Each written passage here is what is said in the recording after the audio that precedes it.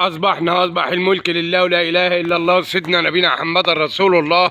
احنا في سوق دمنهور الدولي العمومي يوم 1/7، ومعاكم قناة المواشي اليوم. وكل عام وأنتم بخير. عدى علينا بخير العيد الأضحى المبارك الكريم. ربنا يجعلها أيام مبروكة، أيام طيبة على أمة محمد عليه الصلاة والسلام. النهارده طبعا يا جماعه زي ما قالوا اداره سوق دمنهور الدولي العمومي ان السوق مش هيشتغل غير في ميعاده يوم الاحد يا جماعه.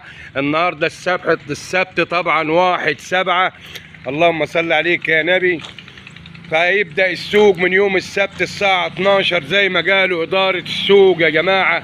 مفيش الا الراجل اللي ماسك السوق النهارده اهوت. بسم الله ما شاء الله. صباح الخير يا غالي. صباحك ابيض ان شاء الله.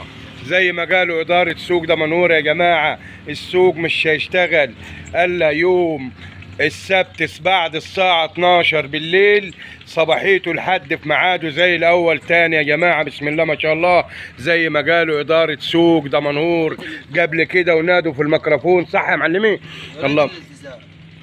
ولازم يا جماعة لابد عن الالتزام. سوق دمنهور يشتغل في ميعاده يوم الأحد. الحضور ان شاء الله من الساعة 12 بالليل يوم السبت لنهايته يوم الحد بعد الظهر يا جماعة. الله اكبر. بسم الله ما شاء الله. وكل عام وانتم بخير. زي ما انتم شايفين السوق فاضي يا جماعة والبوابة مقفولة اهيت، عشان في بعض الناس اتواصلت معايا واتصلت بي وشوف لنا يا استاذ السوق شغال ولا مش شغال. السوق هيشتغل في ميعاده يا جماعة اهوت. بسم الله ما شاء الله.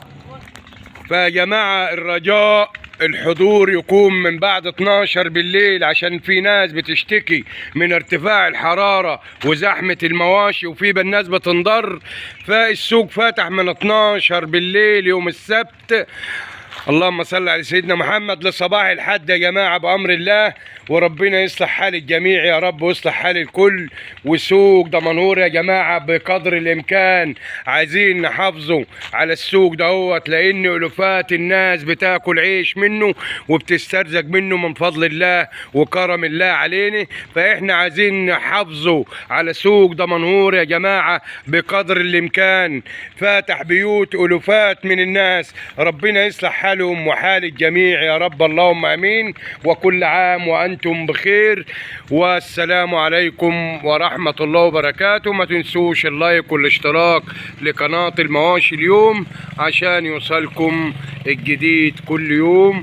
وهنسيبكم في رعاية الله وامنه. والسلام عليكم ورحمة الله وبركاته.